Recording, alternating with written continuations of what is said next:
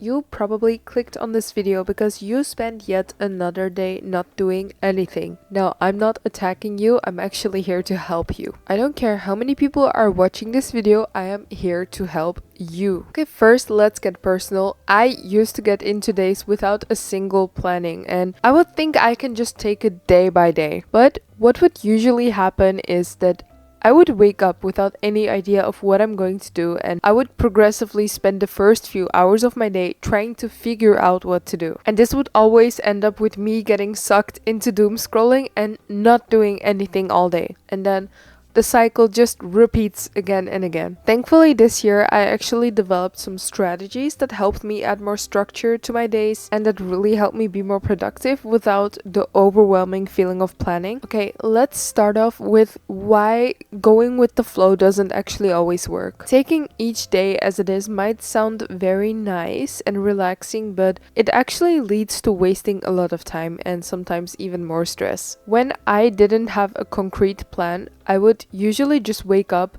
grab my phone first thing in the morning, scroll, and then I would always have this sense that I need to be doing something, but I don't really know what. I would spend hours and hours having this feeling and trying to figure out what should I be doing right now, but I just don't know. By the time I actually started to take action, half of my day was already gone. Half of my energy was already gone. For me personally, I realized that really the lack of structure was the thing that was holding me back. If you have a notebook, grab it right now because these tips are actually golden. One really major trick that I actually have is using a habit tracker. You have habit tracker apps or you can even use a physical one. I have one in my journal. I think this kind of like ties into giving a deadline to yourself. By the end of the day, I need to have cleaned my room at least once, I need to have worked out, I need to have brushed my teeth, whatever. But I think you guys have probably heard of the fact that if you give yourself 7 days to complete something, it's probably gonna take 7 days. If you give yourself 14 days to complete something, it's probably gonna take you 14 days. Our minds are wired to work with the deadline that we give ourselves. So when you make a habit tracker like this and you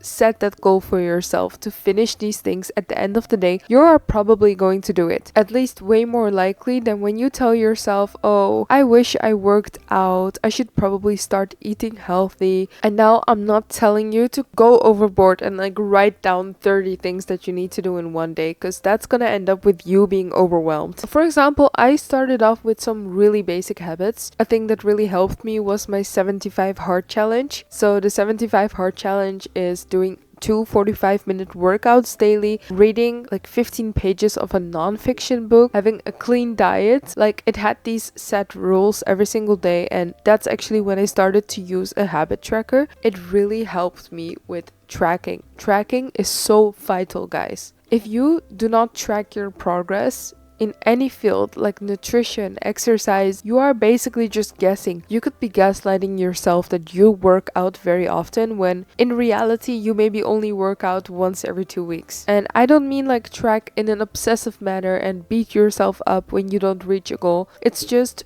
a way to keep yourself accountable and to have more of a view of if you're really putting in the work so you don't get frustrated. So for example, I just started with the most basic habits out of all. Reading for 30 minutes a day, doesn't matter if it's a fiction book or non-fiction book. Working out and planning out my next day. Honestly, checking off these things in my journal really gives me like a boost of motivation for the next day, if that makes sense. Over time, when you start to see the progress, it's going to motivate you to add more habits. Another game changer for me is to plan out my days in advance. And by planning for the next day, I don't necessarily mean that you need to plan out every single minute of the day. You just need to know what you want to do the next day before you even go to bed. So before, I would just wake up and then try to figure out what I'm going to do for the next few hours, like for the rest of my day. Now, whenever I'm in bed or even like behind my desk, just an hour before sleeping, I just think for 5 to 10 minutes about at least 3 things that I want to get done tomorrow. Let's be honest, do I always get everything done? No, I have been procrastinating vacuuming the room for at least a few days now, but most of my things I always get done. So as an example, in my journal, I will write 3 main things at least that I want to get done, plus some appointments or errands or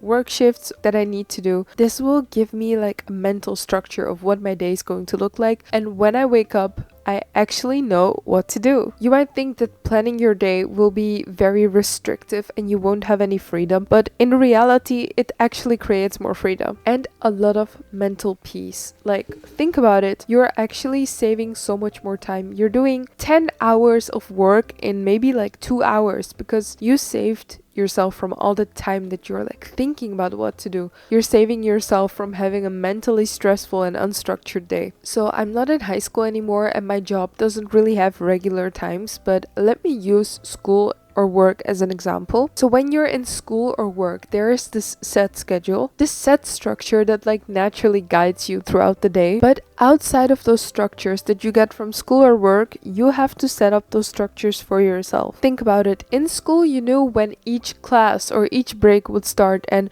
when your assignments needed to be finished. And without even realizing, this structure or this schedule like really kept you on track. So now that I'm not in that environment anymore, I still try to implement it by dividing my day into different blocks. For instance, I'll block out a certain time for my morning routine and a certain time for my evening routine before I go to sleep. Then a little block for doing my focused work, like really ticking off those tasks that I put up for the day, and a little block for relaxation. Because guys, be real, you can't be productive all day. You also need to relax or else you're going to burn out. But it doesn't just really end there. You also are going to have to tackle doom scrolling or phone addiction. And I'm not telling you that you definitely like have to delete social media. You can never go on there again, yada yada yada. You need to set healthy boundaries with social media. Of course, if you're like me and you used to have zero self-control, you should try and delete the app occasionally. I do this like maybe once a month at this point, and I always end up downloading it back because, guys, I'm a content creator. I need to upload stuff on Instagram and TikTok regularly. But yeah, one of the biggest time wasters of our day is probably doom scrolling and consuming videos that don't really add any value to our life. And the worst part of it all is when you try to gaslight yourself that you're actually looking for inspiration or that these people are teaching you so much when all you're doing is just consuming but not really doing anything with the information that you're getting. This is especially true on TikTok. Like, you could be watching the most life-changing piece of advice in this video, but you will scroll 20 videos ahead and not even remember one single sentence said in that video. So like I said, what I do now is I really set a boundary with social media. I deleted it for a whole week and now I just allow myself to scroll on my computer because my desk chair is not very comfortable. So after about 15 minutes, I already want to go and lay in bed, which is where I am not allowed to look on social media. I'm not allowed to scroll on my phone and I have all my notifications turned off, which causes me not to constantly get tempted to go back and scroll. I found that the more I limit my social media use, the more intentional I become like with how I spend my time. I am way less distracted and I feel like I got so much more time to work on my actual goals. Okay, so I talked about this earlier, but another thing that really always held me back when I tried to be more productive is being too hard on myself and creating a gigantic to-do list. Like, monstrous. It would be from here to the ground. It would be overwhelming and feel impossible to finish. At most, I would be able to finish it on day 1 and then day 2 I would already like give up. It's impossible. So now, if you're going to make a to-do list for tomorrow after this video, just add 3 to 5 tasks for now, like your main very important focus tasks, and just do those. If you finish them early and you want to do more stuff tomorrow, like, that's fine. That's on you. That's your choice. You need to allow yourself to kind of gain confidence and trust in yourself that you're going to stick to those tasks. If you tell yourself to do 3 things tomorrow and you finish them, you're gonna feel so much more accomplished and motivated to do more than if you tell yourself to do 15 things and you're just running around stressed like a headless chicken all day. You are never gonna want to make one of those lists again. You might have already guessed it, but you need to also build a consistent routine. When you make productivity a habit, you don't really have to think so much again about what you have to do next. My morning kind of starts with a ritual that's kind of gonna set the tone for my day. I always make sure to eat breakfast. I hate going out of the door without breakfast. It's just so ingrained in my routine. Let's say the first 2 weeks you just don't feel like working out. The first 5 weeks you don't feel like working out. And the first 9 weeks you don't feel like working out. But soon you're just not even going to think about it. You are just going to do it. And maybe eventually along the line it becomes even enjoyable because it's just such an ingrained part of your routine now. Like, I don't think you genuinely go and brush your teeth and think, oh, I'm so excited to brush my teeth. No, you don't think about it. You just do it because it is ingrained in your head. You've been doing it for years. And I'm a person who doesn't really believe in motivation, which is why routines are so important. Routines are going to get you on a productive mindset even on days where your motivation is low, because when you have routines you don't really rely on motivation since it just goes automatic. You're still going to do those things whether you're motivated or not. So to wrap it up, these are probably the most important things that I've learned in this past year about wasting less time and being more productive. Remember, you don't have to be perfect, and productivity doesn't really mean doing 1,000 things a day. It's all about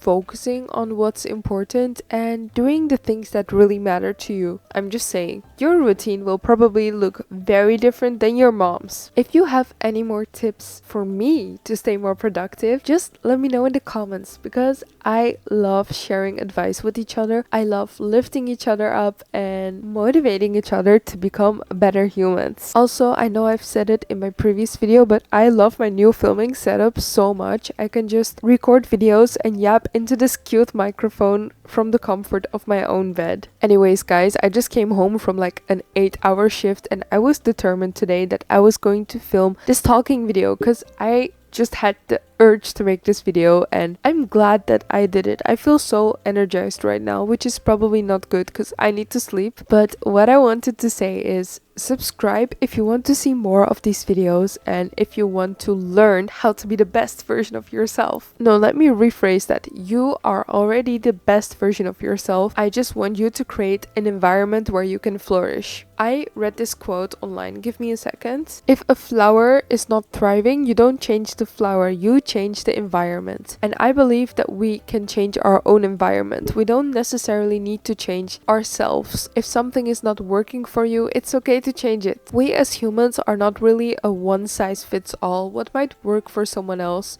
might not work for you. And with that, I want to say good night, guys, and I will see you in the next video. Bye!